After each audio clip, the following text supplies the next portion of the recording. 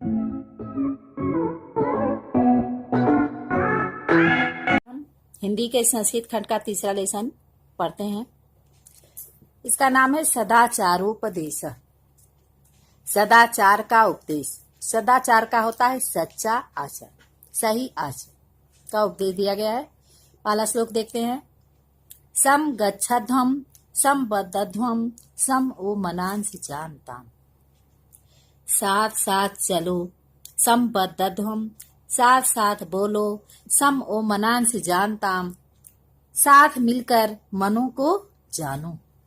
देवा भागम यथा पूर्वी संज्ञा जना नाम उपासते।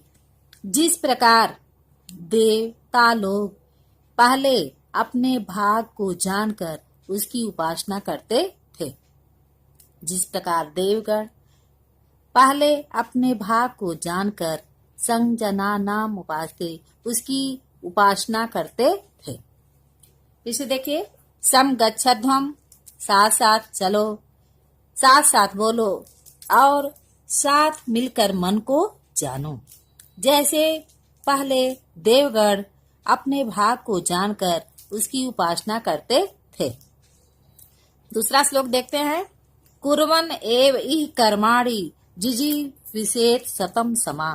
कहा गया है कि कुर्वन् करते हुए, इह माने इस संसार में कर्माणि कुर्वन् कर्म को करते हुए, जिजीविषेत् जीवित रहने की इच्छेतम इच्छा रखो, शतम समा 100 वर्षों तक।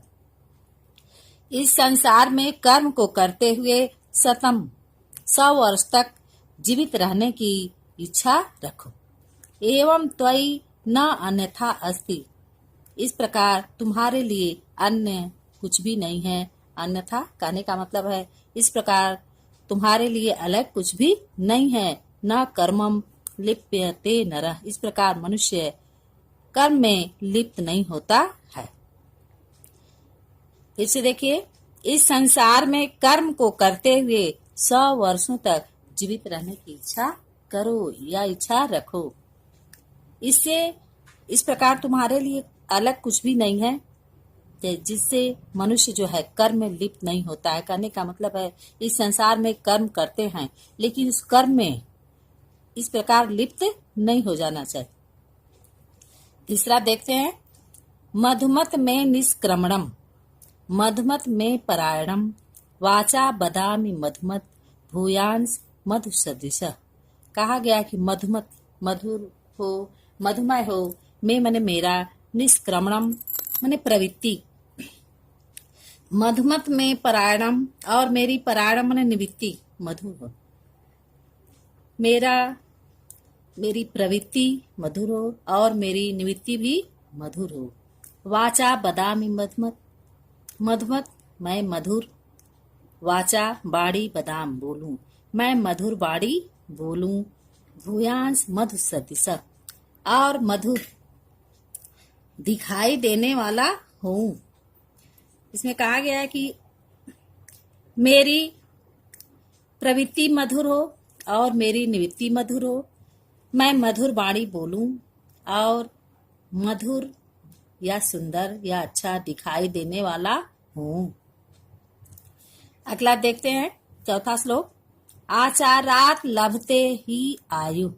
इसमें कहा गया कि आचार से, उत्तम आचरण से लभते प्राप्त होता है ही आयु मन निश्चित रूप से लंबी आयु।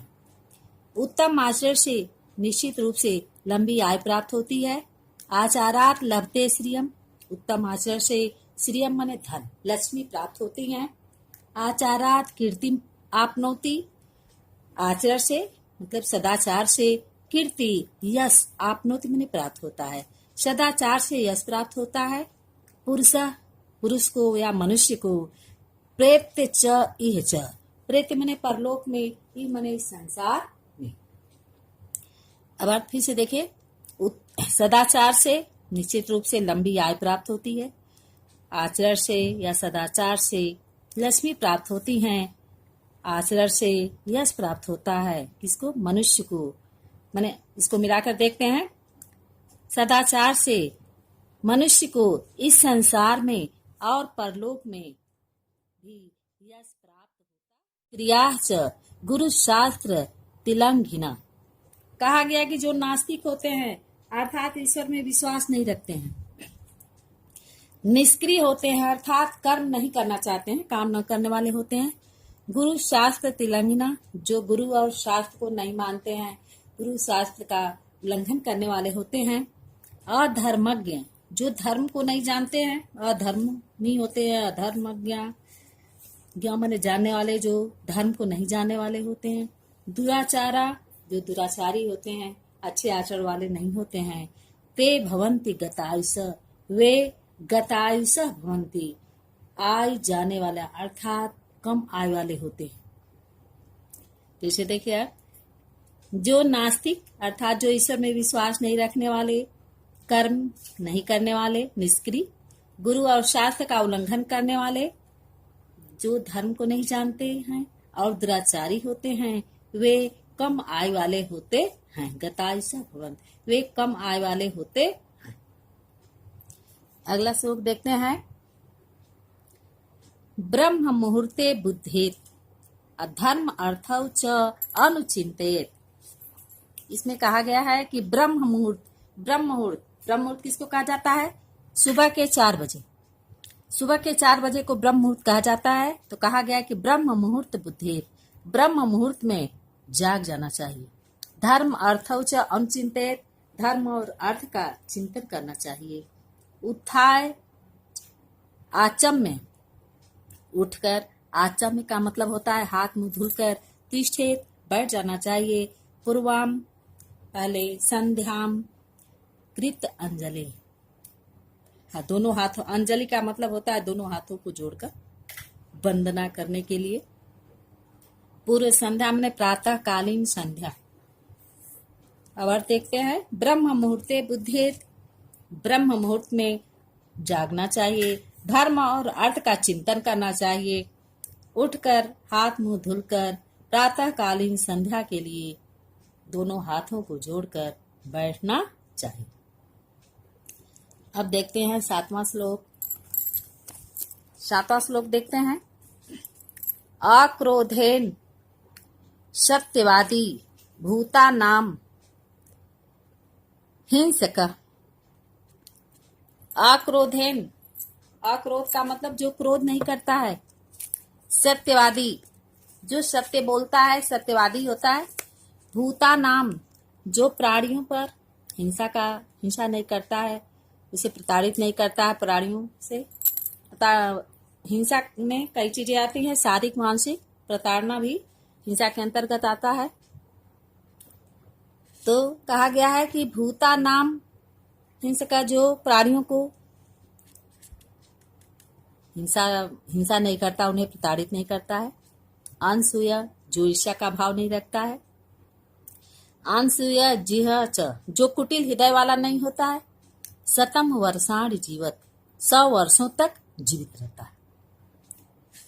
कहा गया है, फिर से देखिए। अक्रोधेन, जो शांत स्वभाव का होता है, क्रोध नहीं करता है, सत्य बोलने वाला, प्राणियों पर हिंसा न रखने वाला, ईर्ष्या न करने वाला और कुटिल स्वभाव वाला नहीं होता है, वह 100 वर्षों तक जीवित रहता है। 8वां श्लोक देखते हैं। अकीर्तिम विनयो हन्ति, हन्ति अनर्थ पराक्रमः, हन्ति नित्यम क्षमा क्रोध, आचारो हन्ति अलक्षणम। सदाचार के बारे में बताया गया है कि अकीर्तिम विनयो हन्ति, जो विनय होता है, जो विनम्रता होती है, अकीर्तिम अपयश को, हन्ति नष्ट करती है या मारती है। विनम्रता अपयश को नष्ट करती है। हन्ति अनर्थ पराक्रम, जो पराक्रम होता है वह सभी बुराइयों को नष्ट करता है। अनर्थ हन्ति, अनर्थम हन्ति, पराक्रम जो है अनर्थम, सभी बुराइयों को नष्ट करता है। हन्ति नित्यम क्षमा, और नित्य जो है क्षमा। क्रोधम हन्ति, नित्य क्षमा जो है क्रोध को नष्ट करता है। आचारो हन्ति अलक्षणम, और उत्तम आचरण जो है सभी अलक्षणों को अर्थात बुरी आदतों को नष्ट करता है। बुरे लक्षणों को नष्ट करता है। इसे देखते हैं। अकृत्रिम विनयोहंती, विनम्रता जो है अपयश को नष्ट करती है। पराक्रम सभी बुराइयों को नष्ट करता है। नित्य क्षमा क्रोध को नष्ट करता है। और सदाचार उत्तम आचरण सभी अवगुणों को या बुराइयों को नष्ट करता है। नवा श्लोक देखते हैं। अभिवादनशीलस्य नित्यम वृद्ध उपसेविना। कहा गया है कि अभिवादन प्रणाम करने वाले का, अभिवादनशीलस बड़ों को प्रणाम करने वाले का, नित्यम माने प्रतिदिन, अब वृद्ध उपसेविना बूढ़ों की सेवा करने वाले का, चत्वारि तस्य वर्धन्ते उसकी चत्वार माने चार वस्तुएं, चार चीजें, वर्धन्ते बढ़ती हैं, आयु विद्या यशो बलम, आयु विद्या यश और बल। अब अर्थ देखते हैं। अभिवादनशीलस्य प्रतिदिन बड़ों को प्रणाम करने वाले का और नित्य बड़े बूढ़ों की सेवा करने वाले की, उसकी चार वस्तुएं, चार चीजें बढ़ती हैं, आयु विद्या यश और बल। समझ में आ गया। आगे देखते हैं। वृत्तम यत्नेन संरक्षेत वित्तम आयात याति च। इसमें कहा गया है, चरित्र के लिए कहा गया है, वृत्तम यत्नेन संरक्षेत। वृत्त माने चरित्र, चरित्र की यत्नेन यत्न पूर्वक, संरक्षित रक्षा करनी चाहिए, चरित्र की यत्न पूर्वक रक्षा करनी चाहिए। वित्त माने धन, वित्तम आयात धन तो आयात आता है, याति च और जाता है, धन तो आता है और जाता है। अछीड़ो वित्ततः छीड़ो, वित्ततः छीड़ो अछीड़। कहा गया कि यदि धन नष्ट हुआ तो मनुष्य का कुछ नहीं नष्ट होता है, धन नष्ट हुआ तो मनुष्य का कुछ नहीं नष्ट होता है, लेकिन वृत्त तस्तु हतो हता, लेकिन वृत्त यदि चरित्र, मनुष्य का चरित्र नष्ट हो गया तो हतो हता, उसका सब कुछ नष्ट हो जाता है। यदि मनुष्य का चरित्र नष्ट हो गया तो उसका सब कुछ नष्ट हो जाता है। फिर से देखिए। वृत्तम यत्नेन संरक्षेत, चरित्र की यत्न पूर्वक रक्षा की जानी चाहिए, रक्षा करनी चाहिए। धन तो आता है और चला जाता है, यदि धन नष्ट हुआ तो अछीड़ो मतलब कुछ नहीं नष्ट होता है, लेकिन यदि मनुष्य का चरित्र नष्ट हो जाता है तो उसका सब कुछ नष्ट हो जाता है। इसको देखते हैं। 11वां श्लोक देखते हैं। सत्येन रक्षते धर्मो विद्या योगेन रक्षते। इसमें कहा गया है कि सत्य से रक्षते रक्षा की जा सकती है, किसकी? धर्म। सत्य से धर्मो रक्षते धर्म की रक्षा की जा सकती है। अविद्या योगेन रक्षते, विद्या की योगेन माने योग के द्वारा, योग से। इसलिए आज के जमाने में जो है योग कराया जा रहा है, आप लोग को योग की शिक्षा दी जा रही है। विद्या योगेन रक्षते, योग से विद्या की रक्षा की जा सकती है। अमृजिया रक्षते रूपम, अमृजिया माने स्वच्छता से, रूपम माने अपने रूप की सुंदरता की, रक्षते रक्षा की जा सकती है। अकुलम वृत्तेन रक्षते, कुल माने परिवार खानदान की रक्षा किसे की जा सकती है? वृत्तेन चरित्र से, कुल की रक्षा जो है चरित्र से की जा सकती है। देखिए फिर से। सत्येन रक्षते धर्मो, धर्म की रक्षा सत्य से की जा सकती है और योग से विद्या की रक्षा की जा सकती है। मृजिया रक्षते रूपम, स्वच्छता से रूप की रक्षा की जा सकती है या की जाती है। कुलम वृत्तेन रक्षते, और कुल की रक्षा चरित्र से की जाती है। अब 12वां श्लोक जो है, अंतिम श्लोक देखते हैं। श्रूयताम धर्म सर्वस्वम श्रुत्वा च अपि अवधारिताम। कहा गया है कि श्रूयताम माने सुनो, धर्म सर्वस्व माने सभी धर्मों को, सभी धर्मों को सुनो।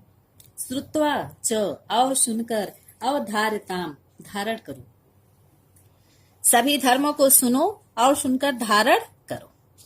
आत्मनः प्रतिकूलान, जो अपने प्रतिकूल लगे, अर्थात जो स्वयं को अच्छा नहीं लगता है।